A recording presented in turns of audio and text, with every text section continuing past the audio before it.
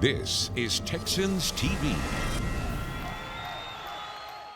Texans Extra Points is sponsored by Community Coffee, strong as our roots, by Reliant, the official energy provider of the Houston Texans, and by your Houston area Ford dealers.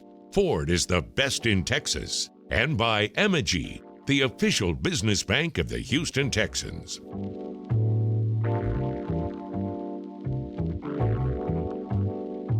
The playoffs are here, sorta. The Texans got to win to stay in to get in the postseason, and this is Texans Extra Points. I'm Drew Dougherty, I'm your host, and we've got two big deals with me. We got Brandon Scott of SportsRadio 610. We've got Houston Football's Cody Stoots. Where's the other big deal? No, you guys are the two big deals. Y'all ready? This is exciting, isn't it? Absolutely, man. This is what we live for, man.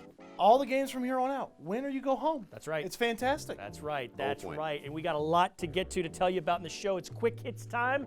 Here's what's coming up. A little later, we've got keys to a Texans victory at Indianapolis, and we've also got a Texan to watch. The three of us will each have one guy to keep your eyes on. Plus, I'm going to go one-on-one with a former Colt, a current Texan, and a good, strong Houstonian in Jerry Hughes, the defensive end. Plus, we've got a Telestrator with John Harris breaking down some X's and O's about the offense. But let's talk about number 7, a guy that we're all happy was back last week and is back this week as well. It's Call Your Shot. Call your shot, fellas, on Saturday against the Colts. C.J. Stroud will shine. This is what he does in big games. He has big games in big moments. You think about one of the key reasons people got excited about C.J. Stroud from college. How about the college football playoff against Georgia, where if the kick goes right, C.J. Stroud maybe plays for a national championship, wins a national championship. It didn't, but that didn't suffer C.J. Stroud's performance. He shines in moments like this. It's the start of his NFL opportunities to shine. Got me excited. What's your shot call?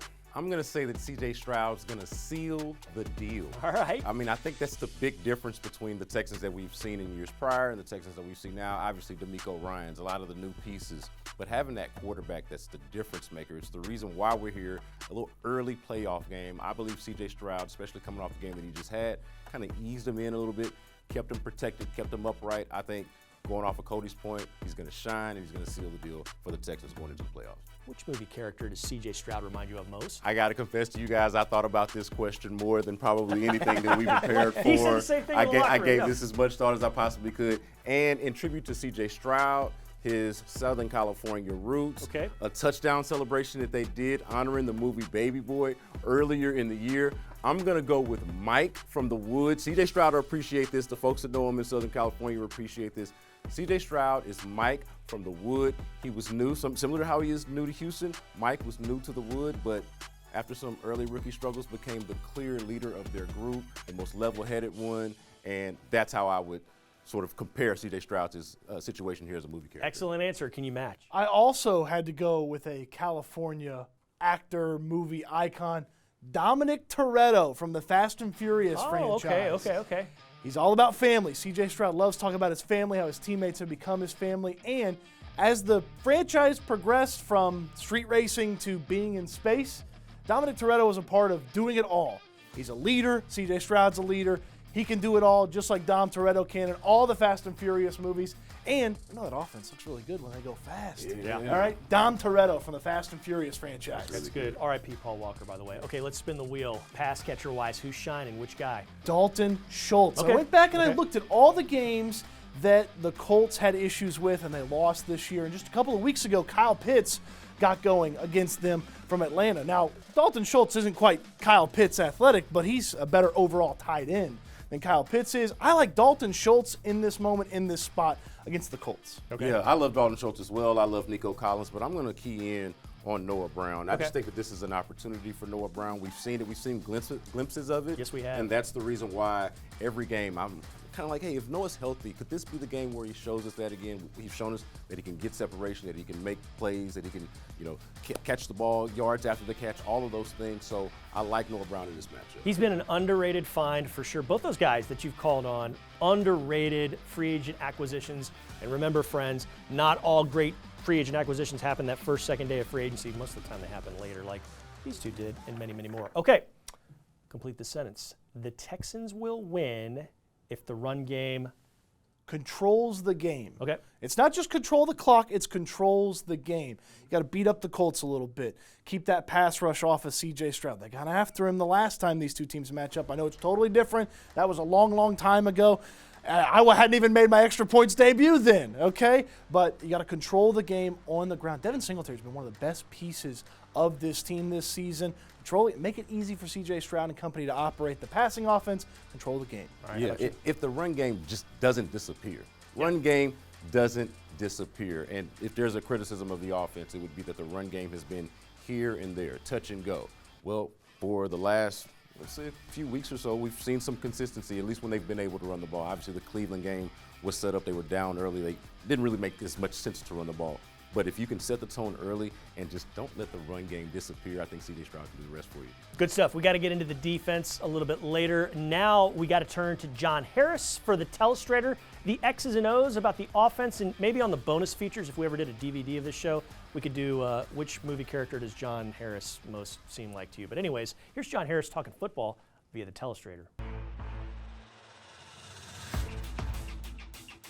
Doesn't work the first time, try it a second time. This play we're about to look at was a play the Texans had run going the other way in the first quarter. And there was one little tweak they needed to make to get it right, to get in the end zone. I'll show you. So the Texans had just gotten a third down, and they tempoed up to the line of scrimmage. So they kept Tennessee in the group they wanted, and this is Dare. So Dare was in on the third down. So he stays in on this particular play with two tight ends. So call it, let's go 12 personnel, considering Brev to be a tight end on this play as opposed to a fullback. So Dalton's going to shift over, and he's going to get in this slot right here. Now, these two receivers are key here. You got X, he's going to run the post, and Dalton's going to clear out this way.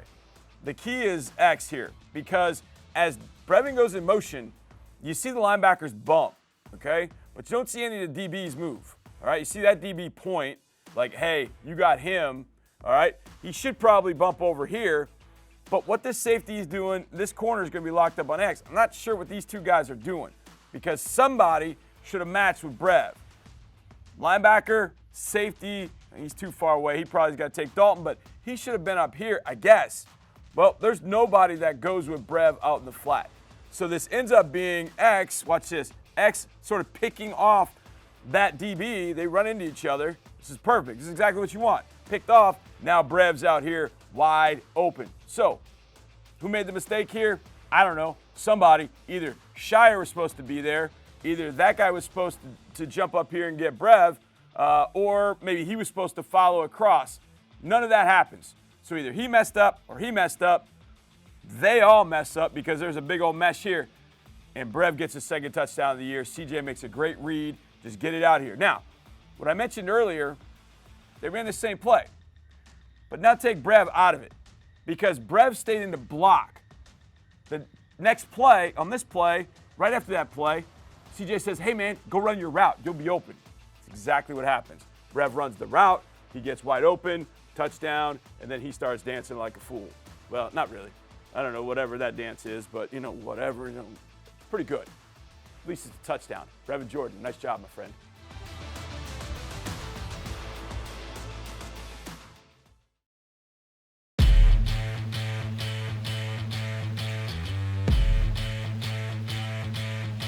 Davis looking, throwing to the end zone, caught and converted. Jordan Akins comes up big again, wide open as the Texans grab a 1-point lead with 50 seconds to go. Can you believe it's been 1 year since Davis Mills hooked up with Jordan Akins for a 2-point conversion after a touchdown and an earlier touchdown in the game to get the Texans the lead for good last season against the Colts? It's wild. It's wild when you think about where these two teams are when they were playing for position in the top 3 or 4 of the draft last year. Cody Stoots, Brandon Scott, Drew Dougherty here on Texans Extra Points. Let's talk about this defense, fellas.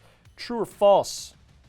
Defense will get 3 sacks or more on Saturday. They're averaging 2.8 a game this season. They're averaging 4.6 over the last 3. Yeah, I hate to do this. I'm going to go false on this one. Boo. I'm going to go false, It's all not right. to be a party pooper or anything like that. But I think it's okay. I think they can get enough pressure and still be disruptive enough. I know that the thing that they want to do, they being Indianapolis, is get the ball out quickly. Gardner Minshew is a savvy veteran at this point, and I think they'll be able to do that. I'm not sure that they're going to be able to get the 3, get past the 2, but I think they'll be able to get plenty of pressure to be effective against them. And this Indianapolis offensive line is a huge upgrade over the Titans bunch that the Texans saw last week and 2 weeks before that. All right, how about you? I booed Brandon, but I have to go false as well. They just don't give up a lot of sacks. Part of that's Gardner Minshew. DeMeco Ryans talked about his ability to maneuver within the pocket, avoid pressure. They get the ball out quick, and whoever's playing on the defensive line, it feels like nobody's 100%.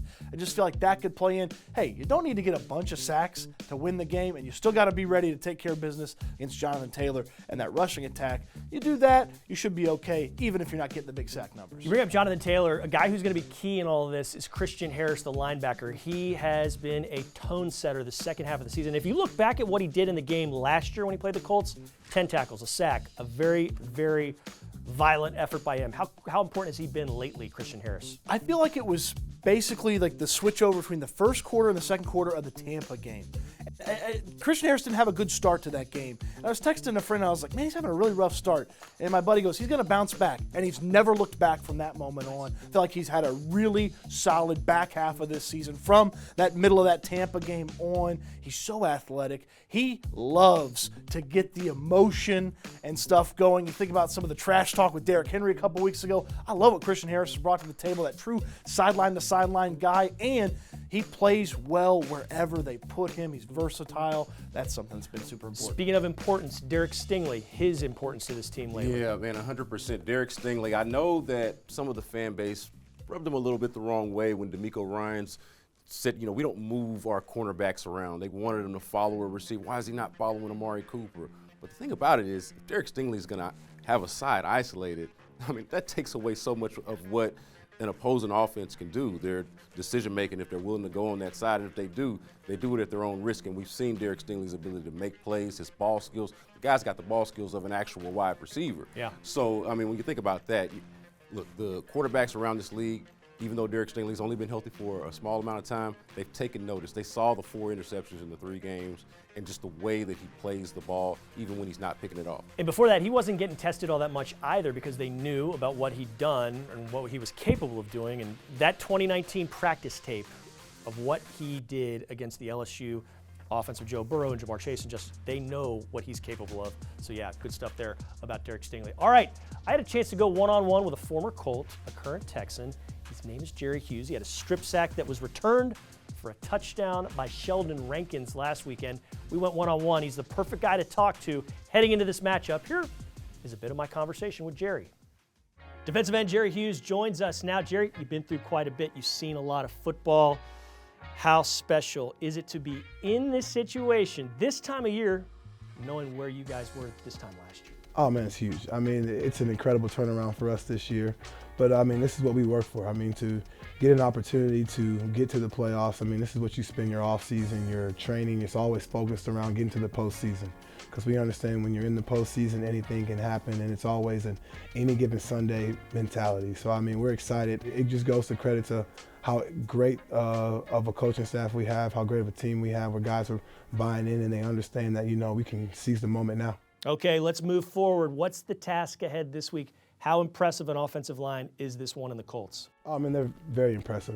Braden Smith is one of the top tackles out there. He does a great job of just neutralizing speed rushes as well as handling the bull rush. So for us, it's just how well can we attack Minshew? How can we get him off balance so he's not, out there just playing pitch and catch? We know Jonathan Taylor's a great back. Anytime a coordinator has a stable like that, the run game is going to be persistent. All 4 quarters we're going to see it. So we just got to knock it out and just understand it's going to be that kind of ball game where we're going to see those guys late in the 4th quarter. We knock it out again. Nothing really changes for us. We still play our swarm football.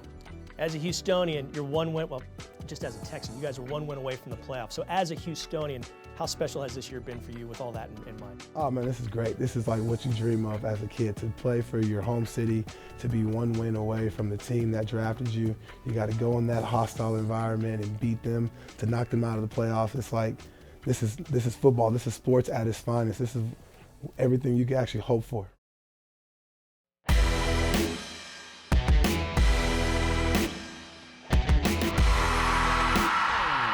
And here's a throw, here's a pick. Grenard to his right, 30, 25, 20, 15, 10, 5. Pick 6, Jonathan Grenard. Jonathan Grenard had a pick 6 at the Colts last season. He's been money in 2023, looking like he might be able to make it out there Saturday against the Indianapolis Colts. It's Drew Dougherty, it's Brandon Scott, and it's Cody Stoots. Fellas, let's talk about Jonathan Taylor of the Colts. Excellent running back. He's averaging, though, 61 and change this season on the ground per game. Do you think he gets that number? Over, under? I do, and that's because he's an incredible talent. And I think the conversation at Indianapolis is it's the old JT that they have seen the past couple of weeks, coming off of over 100 total yards, a little bit of catching, certainly running the ball. He scored a touchdown in 4 straight games that he's played. He had a little break in there because of an injury, but he does feel like the old Jonathan Taylor, and you're not keeping that guy out of the box score. Keep him out of the end zone, but you're not keeping him off the box score. Okay. Yeah, it seems like an incredibly high standard to keep him under that. I mean, you got to think about it. This is not just a guy that can get between the tackles, but he's got big playability. Yeah. I mean, he could get half of that in just 1 or 2 plays, obviously, or all of that in 1 play if you're not careful. So I definitely think Jonathan Taylor's going to get that. Does it mean it's the end of the world? No, because, well, this Texas defense is really good against the run. You keep them, say, under 80, under 100, you're doing pretty good. All right, let's get weird. On the spectrum of ruggedness, friends, from a bunny rabbit's fur, that's on one end of the spectrum, to sandpaper on the other end of the spectrum, how rugged is this defensive front of the Indianapolis Colts? Yeah, 4 guys with 7 sacks or more. I'm going all the way to the sandpaper end of the rug. I'm talking about sandpaper hands. You ever shake hands with a guy and it's just like callus everywhere? You can tell that all he's ever done was work with his hands like his entire life. Maybe Doesn't moisturize, yes. Maybe since he was like 9 years old or something like that. That's what this defensive line feels like between Grover Stewart, Kwity Paye, obviously, DeForest Buckner. I mean, we're talking about a monstrous defensive line. The Texans' offensive line has his hands full. I went oddly specific along the lines of the handshake. It's a cattleman's handshake. You know, a rancher's handshake. Yeah. It's those calluses. Yes. It's being outside in the elements. Doesn't matter if it's cold or hot or rain. They are tough, man. They are tough. They are nasty. They will stop your rushing attack. They will get after your quarterback. And they just will make game-changing plays if you allow them. It's going to be a tough task for the offensive line. It's not impossible. They've gone against some really nasty fronts, and in fact, 2 weeks after they played the Colts the first time, they took care of business against a really nasty Steelers front. Yeah. They've had some success against some really talented groups. You got to have success against this Colts talented group that's really tough. All right, let's synthesize everything we've talked about over the last 15, 20 minutes, and let's boil it down. Texan to watch for you against the Colts is who? I like Christian Harris. We talked about him a moment ago. Christian Harris, so good in coverage, too. They put him out there. They trust him in some of those opportunities, showing some of those DB skills from way back in the day when he played defensive back. I like Christian Harris because you've got to be able to attack those quick passes. You got to be able to stop Jonathan Taylor. Christian Harris, my Texan to watch. Yeah, I'll see your Christian Harris and raise you a Jalen Petrie. I mean, if there is a criticism of the defense, it would be its tendency to sometimes give up the big play. And who's someone that they could target if they wanted to do that? I think Jalen Petrie is in a position to go out there and make plays. And if he doesn't, that could be costly. And if he does, that could be really rewarding for the Texans. So Jalen Petrie's my guy to watch. Excellent choices, both of you. I'll go with the offense. Devin Singletary. You need him to show up. You don't need necessarily 100 yards, but you need effective running like you had last weekend from him, catching the ball out of the backfield. He cracked 1,000 yards scrimmage-wise last weekend for the season, and he's been fantastic for this team. Nice and slithery, nice and dependable. Give me Devin Singletary. That's my Texan to watch. All right, when we come back, we've got keys to a Texans victory. Don't move a muscle. More Texans extra points in a moment.